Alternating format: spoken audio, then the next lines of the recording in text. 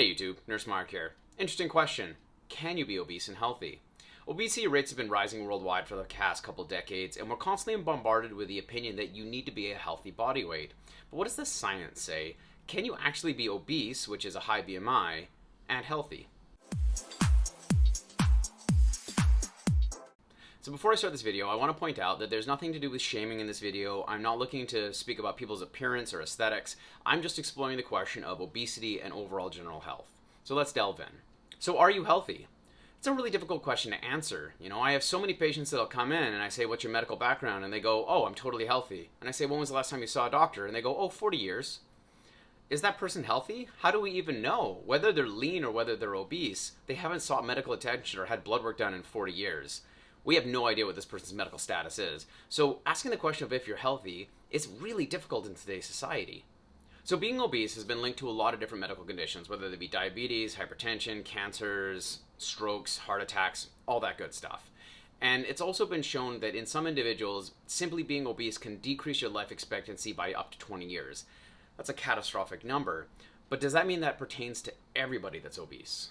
In this video, I want to look at something called metabolically healthy obesity versus metabolically unhealthy obesity. And as you can imagine, one person is obese and healthy, and the other one is not healthy. So when we examine metabolically healthy versus metabolically unhealthy individuals, whether that be a lean individual or an obese individual, we're looking at something called metabolic syndrome. So what metabolic syndrome is it is the presence of high blood sugars, high triglycerides, low HDL cholesterol, hypertension, and high visceral fat. Now, it's important to note that we say the word visceral obesity or visceral fat when we're talking about metabolic syndrome, right? And that's the accumulation of fat in your abdomen that really bothers doctors. That's why they're always saying you need to get rid of your paunch.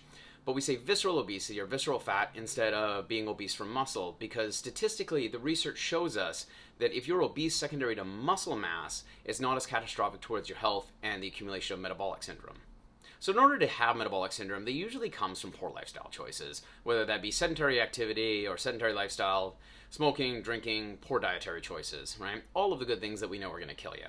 But it is important to note that in order to have metabolic syndrome or be considered to have metabolic syndrome, you actually only need 3 of those 5 characteristics, right? You can be lean like I am, but have low HDL cholesterol, hypertension, and diabetes, and guess what?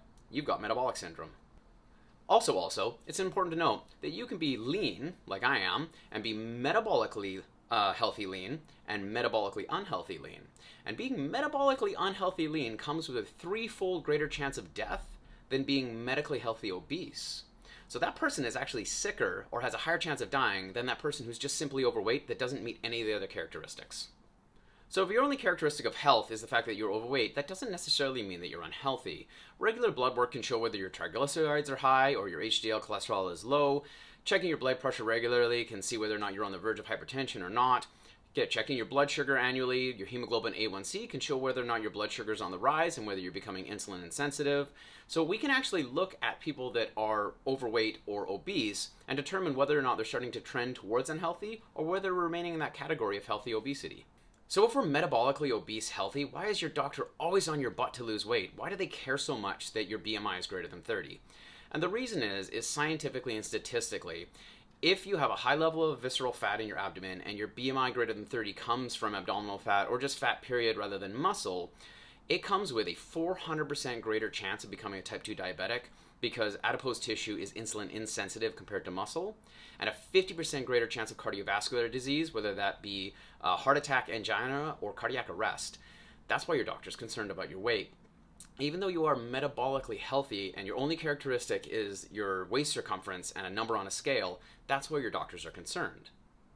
So why do obese people get such a hard time and lean people get such a pass?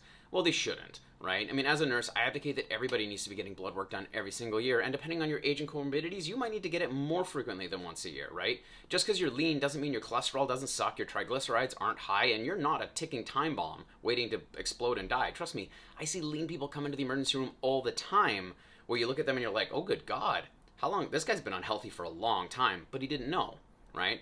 So lean people shouldn't get a pass.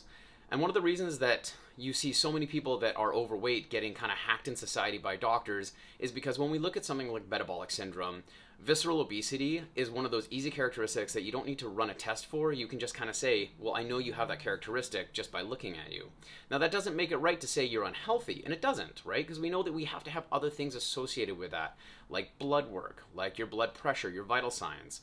But unfortunately, that's one of the reasons that society will turn around to somebody that's obese and say you're unhealthy, because it's an easy characteristic that I can just look at you and say, I know that you have visceral obesity versus that lean person. Is it right? No, but unfortunately, that's kind of the way society works.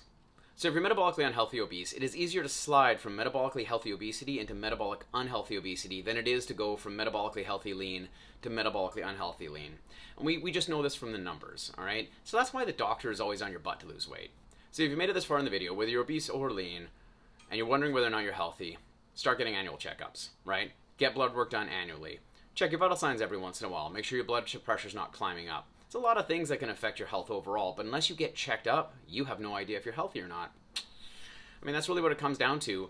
I get annual checkups or more than annual checkups because I like to be on top of my health. And I can tell you that I'm mostly healthy, but I have my own medical conditions that I deal with, right? So just because you're lean doesn't mean you're the picture of health, right? And just because you're obese doesn't mean you're the picture of unhealth, right? No. Because again, we've talked about the fact that you could be obese and healthy, and you can be lean and very unhealthy, and you don't know which one you are unless you have blood work done. That's it, boys and girls. Hope this video answered a little bit about whether you can be obese and healthy, as well as if you can be lean and unhealthy. I didn't want to go too much into the scientific nature of it, so I hope it wasn't too simplistic, and I hope that it wasn't too complex. Yes, you can be obese and healthy, but it is easier to become unhealthy if you're obese, and that's why your doctor is always concerned. Get regular checkups, stay on top of it, make sure you're not sliding into unhealth, right?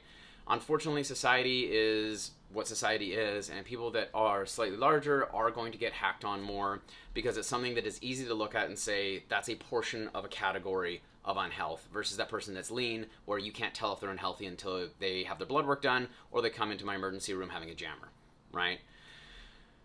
Like and subscribe, questions and comments down below, and as always, eat like a bodybuilder and train like a powerlifter.